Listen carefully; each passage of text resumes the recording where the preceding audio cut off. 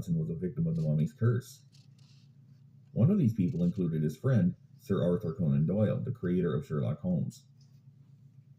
Doyle pleaded with Robinson to stop his investigation of the mummy, but his friend persisted. If the priestess did have something to do with Robinson's death, the question to ask is why didn't he die sooner, in the middle of his research?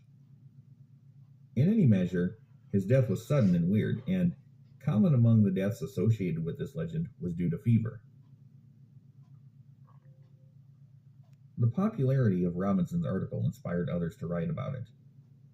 The Washington Post newspaper in America wrote 4 articles chronicling the adventures of the mummy case.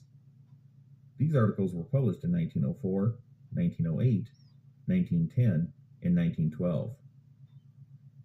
The British version of Pearson's magazine, cover dated August 1909, featured the unlucky mummy as its cover story.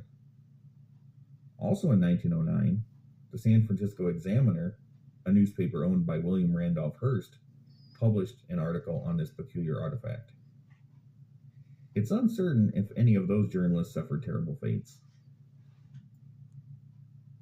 The San Francisco Examiner article is particularly interesting.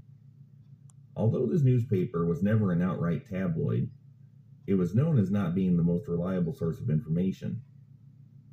It's hard to say how much of this article is made up. Notice, however, the photo of the mummy case.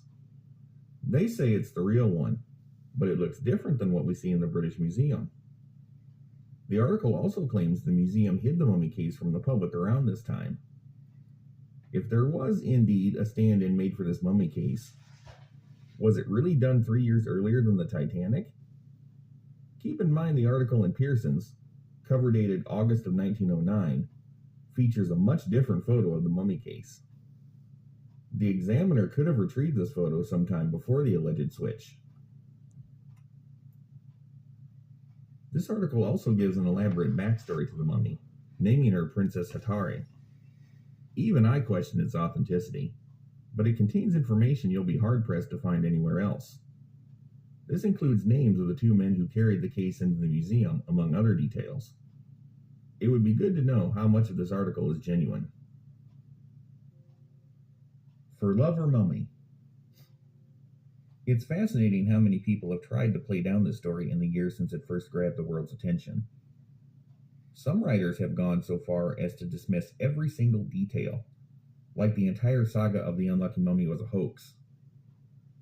Perhaps if they looked closer into the situation, these debunkers would find kernels of truth. Is the